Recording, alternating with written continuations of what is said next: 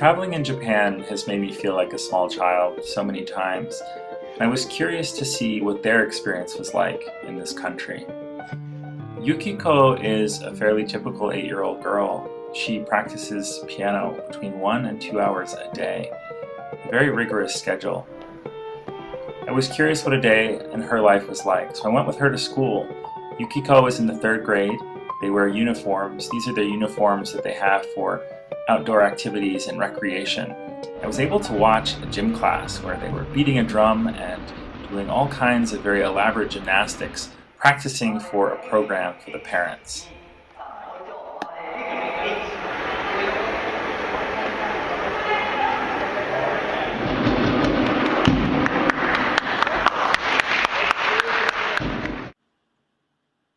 I snuck a peek in the library, which looks like a library at any school anywhere else in the world. They even had manga or anime comic books, but they were educational. This is a history book, the history of Japan. They had a book about American school children. The complexity of Japanese writing means that reading and writing are important parts of a young child's education in Japan. I stumbled upon this calligraphy class where the students were learning to draw the character for big or great. Afterwards, they all clean up themselves. Yeah, they're using black ink, which is a nightmare for most teachers, I think. But the children cleaned up their spills all by themselves. Japanese children clean their own classrooms. There are no janitors in the school. Order is very important, and there's a place for everything. These are bags for the students' slippers, and then in the bathroom they have separate slippers, and they're actually graded on how straight they align the slippers. The students do their own traffic patrol to and from the school. Leadership is very important. Every day there's a class leader that directs the class.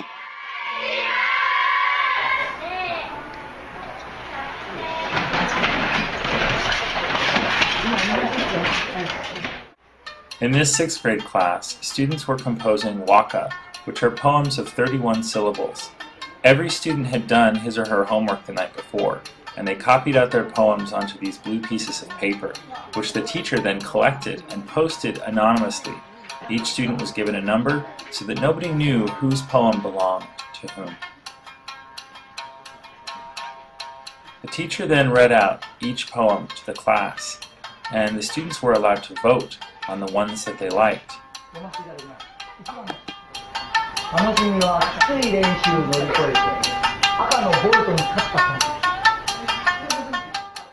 In addition to voting, students were allowed to give speeches in favor of the poems that they liked the most.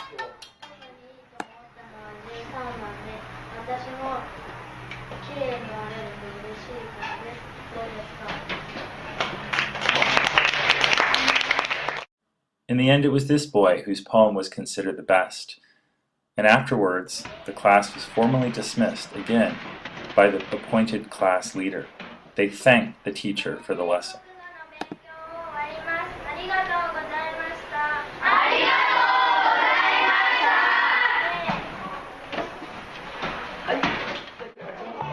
Now it was lunchtime, and everyone participated. The food is cooked in the central kitchen and delivered to the school, but it's the students themselves who serve the food. They eat in their own classrooms, they rearrange the desks themselves, and everyone has a job. Some students were passing out milk, others were putting out the dishes, some were serving, making sure that everyone had an equal portion.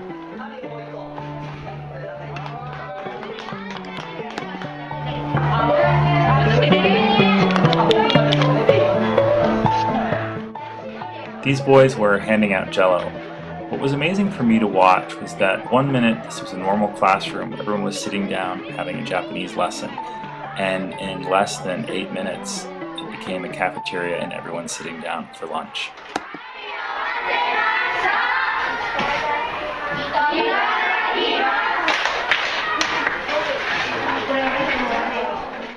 The mood at lunch was very social, like a school cafeteria anywhere else in the world.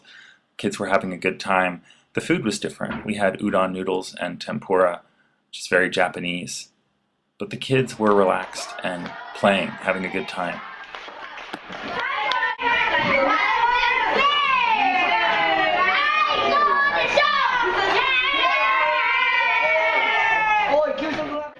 After lunch, the children cleaned up everything themselves. They washed the dishes, they separated the trash for recycling. Then they all head into the hallway where they brush their teeth. What's most amazing is the students grade themselves on their daily performance. They give themselves grades on their attitude, on their dress, their appearance. But even with all of this discipline, they were just kids and they were having a lot of fun.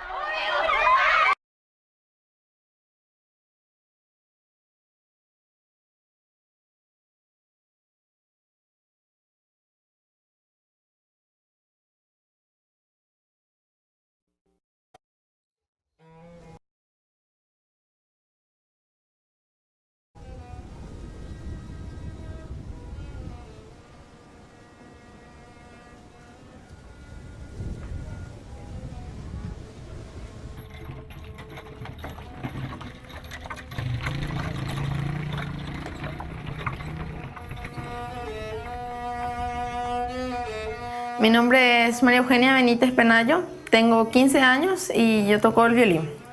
Yo me llamo Juan Gerardo Ayala, me dicen Liqui, tengo 18 años y toco la flauta. Me llamo Juan Manuel Chávez, más conocido como Baby, tengo 19 años y toco el cello. Este cello está hecho de una lata de aceite, la madera tirada en la basura y las clavijas son de una vieja cuchara para golpear la carne y para hacer el ñoquis. Y suena así.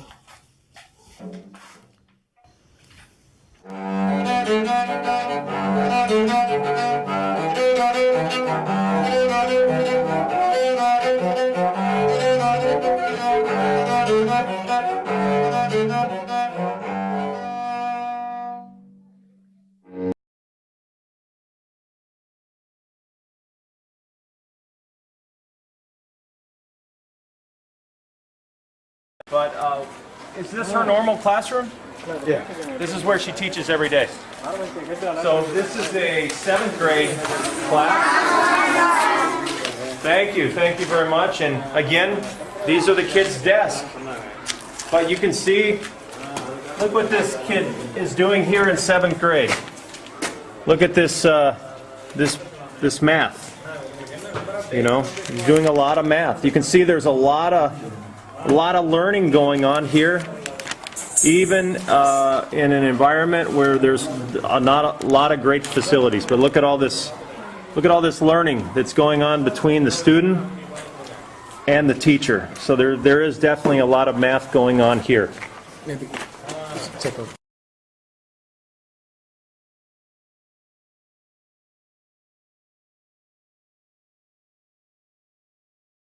This is a typical school day for young Finnish students. This is a 2nd grade class and the teacher is Mrs. Kia Sjömäjokinen and she is now teaching about mikä oli avaruus englanniksi? Space.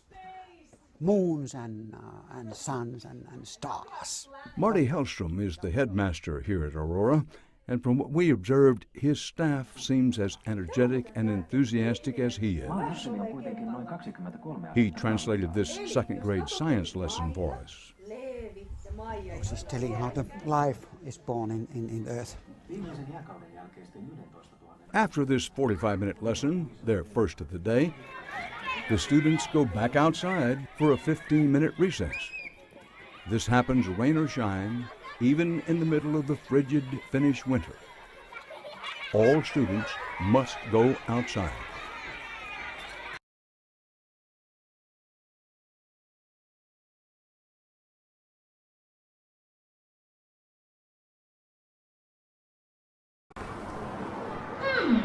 There are altogether 8 portions in the cake. In the United States, you constantly hear that many of the keys to educational success are obvious. Okay, are you ready? Small class sizes, 780 over 1,000. modern schools, and the latest textbooks. Okay, turn to your textbook, page 31. But in Singapore, the classes are crowded with 40 kids to a teacher. If you are comparing, The buildings are functionally simple, and the school supplies are anything but fancy. 10 over 100. 10 over 100. Yet these students are some of the best prepared and most motivated in the world. Is she correct? Okay, very good. Give her 3 excellent claps. For the last decade, Singapore has been one of the top countries in math, science, and literacy. So what's the secret? How do they do it? I think if you ask me for the key success of the Singapore education system, we have very good teachers, we have very good school leaders. And it is something that every education system ought to aim to build.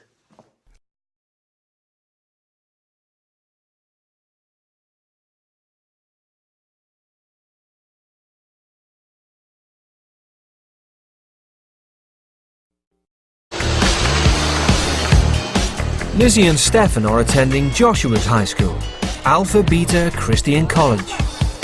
Quick! March!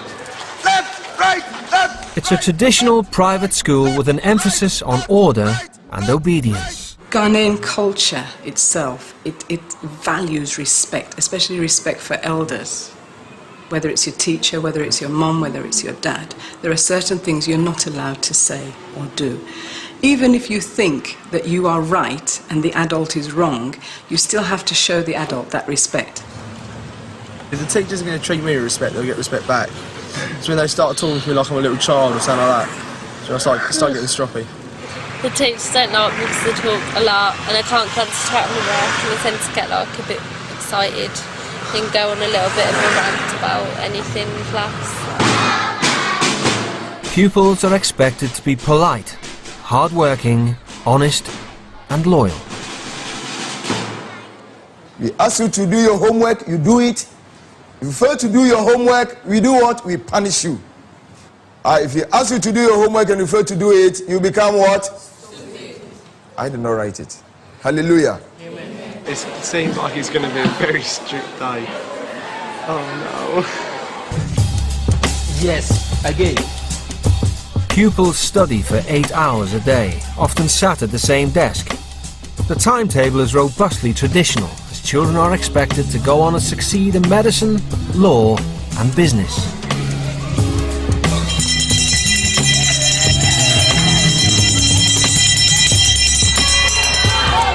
By contrast, after 7 years in private education, Lizzie wants to work in the beauty industry. You can't have these two signs together. The plus and the negative sign should not be together. So you have to make it become one. So here it means a positive multiplying a negative. What do you get? Negative. Yeah, why do you look so slow? What's it? You have a problem? You look dull. You look dull. Yeah. Meaning you are not smart. So be active, okay? That's my observation though. Steph, please come here. Help us to work out number 10. Stefan has 9 GCSEs. His ambition is to be an actor. I don't think this one is correct. Yeah. There's a problem here, there's a problem here. Because... No, good. Oh my god. Oh, don't worry. Maybe I wasn't doing that well then. All right. Let's see whether everything is well done or whether there's some mistakes. So let's watch. I feel so stupid right now. Public humiliation.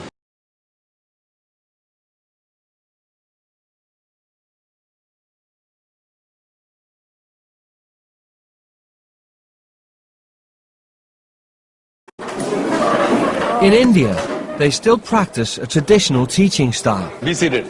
The teachers talk and the students listen. Westernization and urbanization have led to the degradation and erosion of moral and cultural values. And the first lessons should be a breeze for Josh and Charlotte. It's English. Have led. Which tense is it? Past. Have led is past tense? Have led. Which tense is it? Anybody? Which tense is it? Present perfect. Present perfect. Past tense is different. I saw a movie yesterday. A completed action has to be denoted with simple past. You cannot say, I have seen a movie yesterday. Right. Thank you.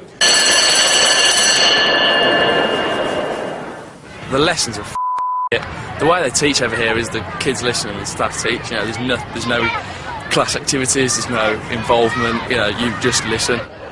Josh is missing the point. School isn't there to entertain for the Sharmas. I personally feel that a person up to the age of 20 or 21 is still looking for a particular line, looking for a particular right path, and he needs guidance there. So education has a very important role to play. Unless you are educated, you cannot be civilized.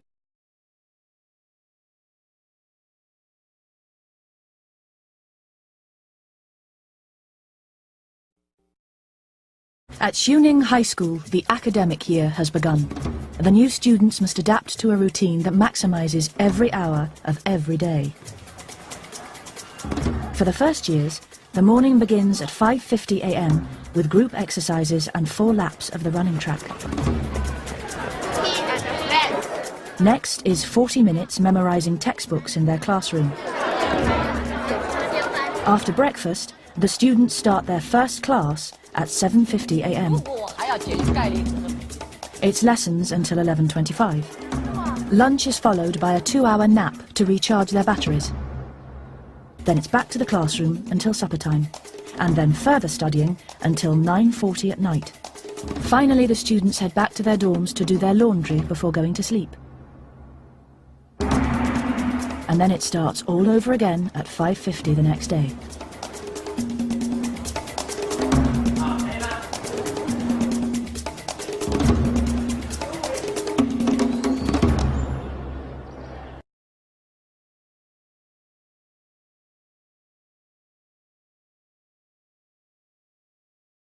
At Xuning High School, Headmaster Hu has called in the parents.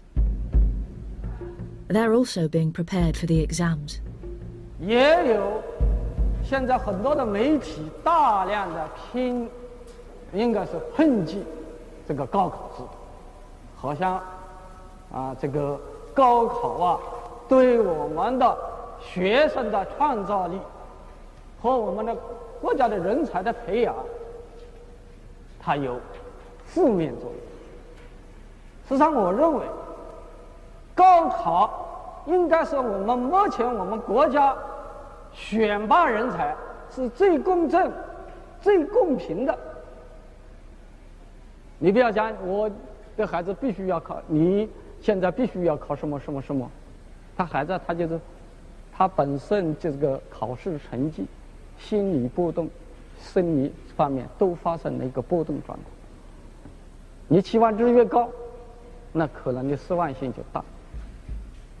所以要一个训，应该训。It's a worrying time for Wu Yufei's mum. She gave up her career to become a full-time cook and coach for her daughter. 我自己感觉也同样是参加高考的，也感觉跟女儿一样，压力一样重，好像一样紧张，甚至比女儿更紧张。我是81年参加高考的，高考的失败者，正好差一点被淘汰了。因为我那个81年被落选了。 我总希望女儿高考能考出好的成绩，圆了我的梦。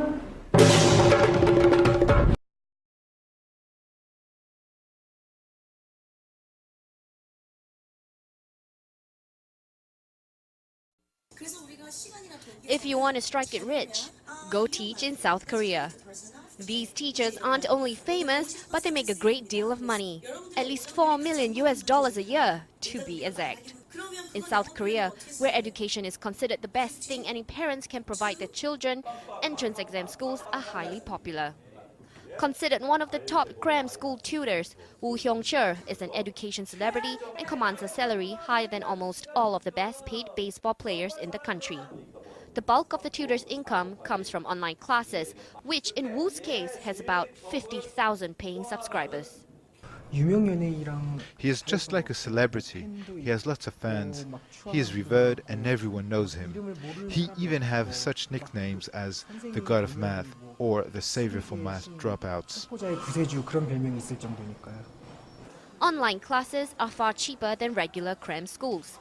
Some education experts believe the advances in technology helped good tutors become famous. Characteristics of digital media, which can be copied and transmitted over and over, have made those internet classes conducted by famous tutors very popular. South Korean teens are often in the classroom for at least 10 to 12 hours a day. But it's not just about getting good grades. They want to get into a top university, which will lead to an elite career, and that will make them a good catch. So while prayers may help, in South Korea, top tutors are seen as key. Sophia Su, Reuters.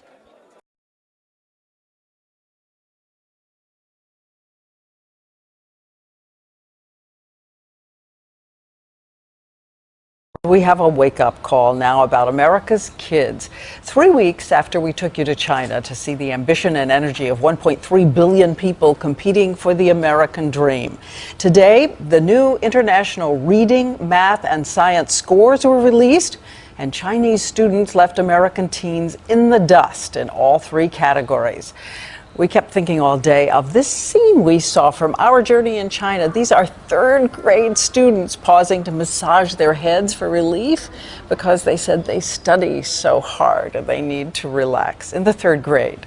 David Muir and I were talking about it. We traveled to China together. David. And Diane, these numbers are stunning for the entire world. The Shanghai stunner, you could call it. In fact, our own education secretary called the results, the words that Diane used, a wake-up call. Our president is calling for a modern-day Sputnik moment to catch up.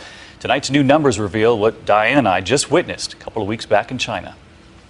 Nearly 500,000 15-year-olds from all over the world took the test. The top 5 scores in math: Shanghai, China, Singapore, Hong Kong, South Korea, and Taiwan. And way down the list in 30th, the U.S. In science, again, Shanghai, China at the top, then Finland, Hong Kong, Singapore, and Japan. And down at 20th, the U.S. And in reading, Shanghai, China again, and the others. And down at 17th, the U.S. In our travels to China, it was everywhere, that laser focus on education. This public school in Shanghai where the children were 2 years old. By 3, they're at school from 8 until 4, already learning phrases in English. And the older kids wondered from Diane if the reverse was true back here in the U.S. Can you speak Chinese? No, I can say ni hao. On average, Chinese students attend 41 more days of school every year. And with some attending classes on the weekends, it amounts to 30% more hours of instruction every year, too. China, and now much of Asia, firmly sees a future beyond those factories. Nobody wants to be the shoe manufacturer of the world. Everybody wants to be in the scientific and technical sector. It's a global turning point the U.S. has faced before. But the Soviets at that moment seemed to be winning the space race. The first vehicle in space was called Sputnik, not Vanguard. Money was poured into math and science. Less than a decade later, we put a man on the moon. With these test scores, now a new call from this president. 50 years later, our generation's Sputnik moment is back. And it's not just Asia, Finland too. Diane discovered that firsthand last year, learning that every elementary school teacher there must have a master's.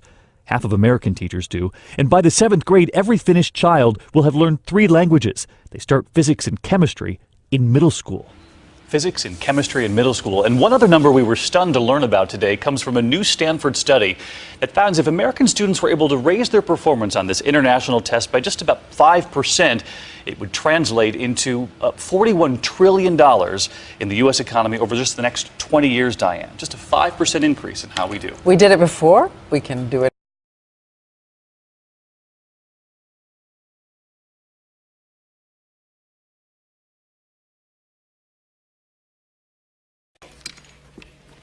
I sound